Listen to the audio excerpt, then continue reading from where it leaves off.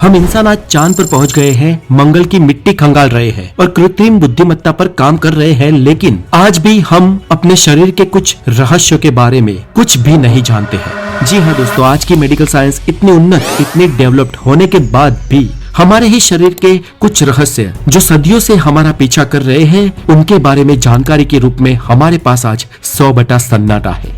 तो आइए दोस्तों, हम हमारे ही शरीर के उन 6 रहस्यों के बारे में जानते हैं, जिनके बारे में न आज हम कुछ भी जानते हैं और शायद न भविष्य में भी कुछ जान पाएंगे। तो मैं हूं तेजगिरी गोसाई, आप है एलटी और साइंटिफिक ज्ञान से भरे एक चैनल द नॉलेज पर। और अगर आप यहाँ पर नए हैं तो द नॉलेज को सब्सक्राइब जरूर करें, बिकॉज इस दुनिया में knowledge is everything. Number 6, consciousness का रहस्य। आखिर मैं कौन हूँ? हम इंसानों में सबसे बड़ी और सबसे रहस्यमय पहेली है हमारी कॉन्शियसनेस, हमारी चेतना।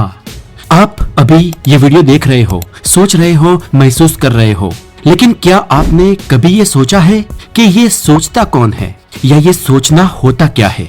हमारा दिमाग 86 अरब न्यूरॉन्स से बना हुआ है, जो आपस में ही बहुत सारे इलेक्ट्रॉन्स और केमिकल सिग्नल्स भेजते हैं। लेकिन ये बायोलॉजिकल सिग्नल आखिर अनुभव में कैसे बदल जाते हैं, चेतना में कैसे बदल जाते हैं? लाल रंग देखना, संगीत सुनना, दर्द महसूस करना, ये सब सिर्फ और सिर्फ न्यूरॉन्स की फायरिंग से ही पैदा होता है। लेकिन फिर भी हमें इन सब का एहसास, हमारे अस्तित्व का एहसास कैसे होता है? साल 1949 में ऑस्ट्रेलियन फिलोसोफर डेविड चैलम्स ने इस गुत्थी को the high problem of consciousness कहा था। हम आज जानते हैं कि दिमाग का कौन सा हिस्सा क्या काम करता है, जैसे कि टेम्पर लॉब भाषा संभालता है, ऑसिपिटल लॉब देखने का काम करता है। हमारे दिमाग का हर हिस्सा कैसे काम करता है, क्या काम करता है, हमें पता है, लेकिन हमें आज तक ये नहीं पता कि इन सभी प्रक्रियाओं से मैं की भावना कैसे पैदा होती है, हमें हमारे अस्तित्व का एहसास कैसे होता है। दुनिया की सबसे बड़ी यूनिवर्सिटीज हार्वर्ड और MIT के शोधकर्ता आज भी इस बात पर संशोधन कर रहे हैं। Number 5, gut feeling. मेरा दिल कह रहा है, पेट में गड़बड़ी हो रही है, कुछ ठीक नहीं लग रहा। ये वाक्य हम अक्सर बोलते हैं, पर क्या सच में हमारा पेट सोच सकता है? तो जवाब है जी हाँ दोस्तों, कुछ हद तक तो सोच ही सकता है। हमारी आंत में करीब 10 मिलियन न्यूरॉन्स होते हैं, जिन्हें एंट्रिक नर्वस सिस्टम या सेकेंडरी ब्रेन भी कहा जाता है। आज ये साबित हो चुका है कि हमारा पेट सिर्फ खाना पचाने का काम नहीं करता, बल्कि हमारे मूड, इमोशन और निर्णय लेने की क्षमता को भी प्रभावित करता है। जॉन्स हॉपिंग्स मेडिसिन की शोध से ये पता चला है कि हमारे गट बैक्टीरियास, जिन्हें माइक्रोबायोम्स कहा जाता है, वो हमारे ब्रेन के साथ लगातार संवाद करते हैं। यही कारण है कि तनाव में हमारा पेट खराब हो जाता है या कुछ गलत होने वाला होता है तो पेट में खालीपन महसूस होता है। पर आखिर ये गट फीलिंग या ये इंट्यूशन क्या है? क्या ये पुराने अनुभवों के विश्लेषण है या कुछ और?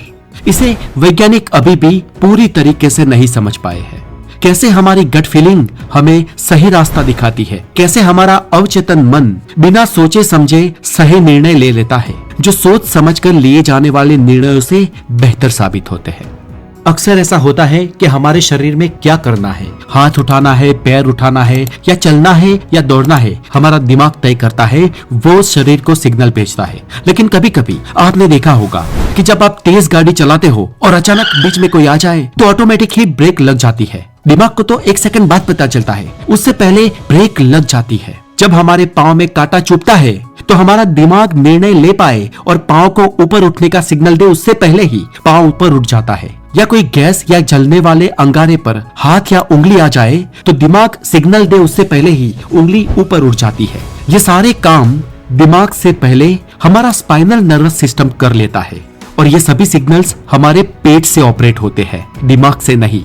और इस सब से ये तो पता चलता है कि हमारे गट में निर्णय लेने की क्षमता है और कई बार वो निर्णय लेता भी है, लेकिन ये सब कैसे होता है हमें नहीं मालूम। नंबर 4, टाइम परसेप्शन या समय की अनुभूति।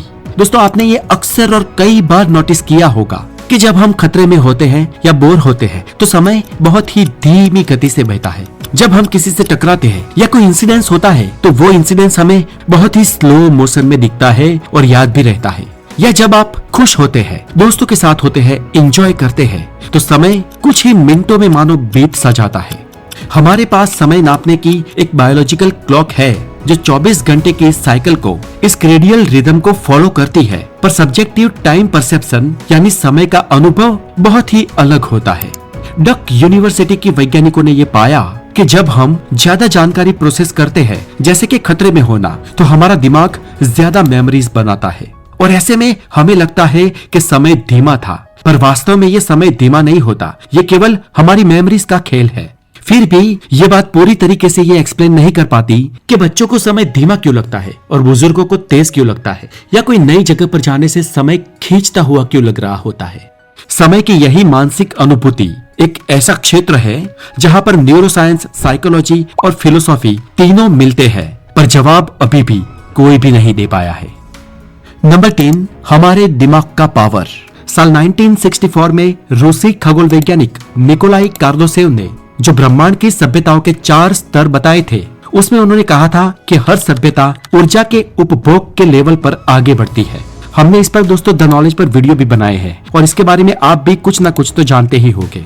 जैसे कि हम इंसान अभी भी टाइप 1 सिविलाइजेशन तक नहीं पहुंचे हैं, क्योंकि हमारी मशीनरीज और हमारे सभी इक्विपमेंट्स आज भी धरती की संपूर्ण ऊर्जा का उपयोग नहीं कर पाते हैं।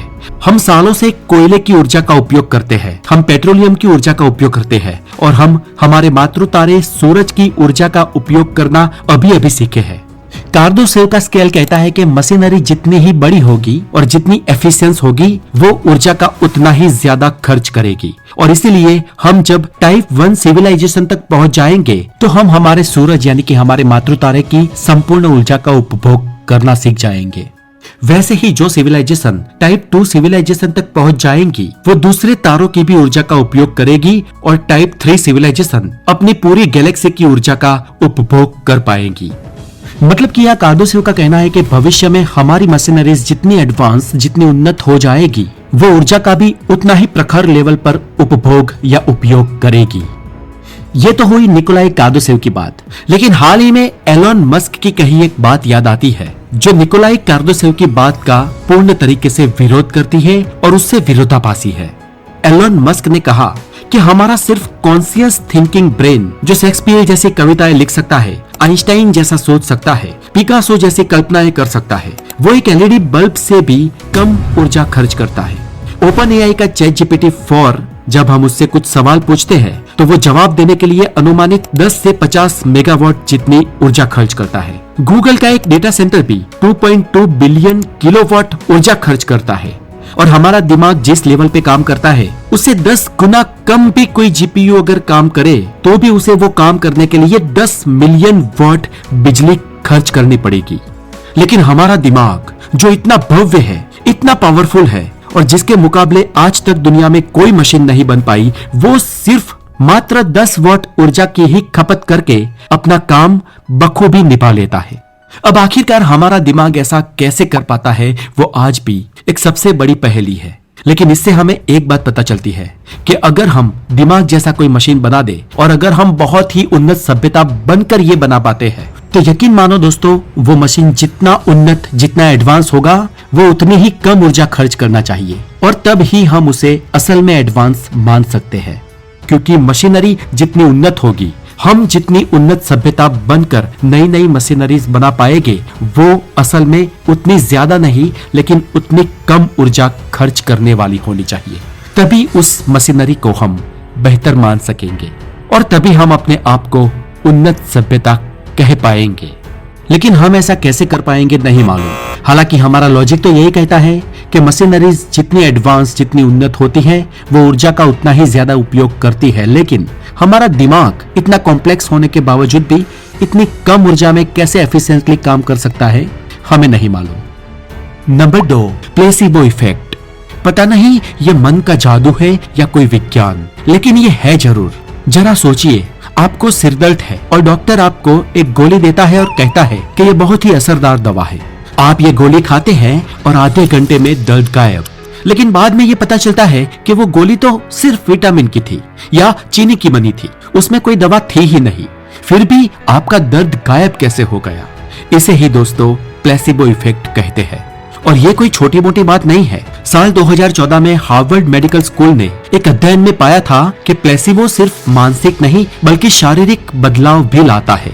जब मरीजों को बताया गया कि उन्हें दर्द की दवाई दी जा रही है, तब उनके दिमाग में वास्तव में एंडोर्फिन्स और डोपामाइन जैसे केमिकल्स रिलीज हुए और ये वही केमिकल है जो असली दर्द निवारण दवाएं रिलीज करती है। लेकिन अब सवाल ये है कि हमारा मन हमारे शरीर को आखिर इतनी गहराई से कैसे प्रभावित कर सकता है? क्या सिर्फ विश्वास से या आस्था से हमारी बायोलॉजिकल प्रक्रियाएं बदल सकती है? और सबसे दिलचस्प बात यह है कि कुछ मामले में तो मरीज ये जानते हुए भी कि ये प्लेसिबो इफेक्ट है, फिर भी ठीक होते जा रहे हैं।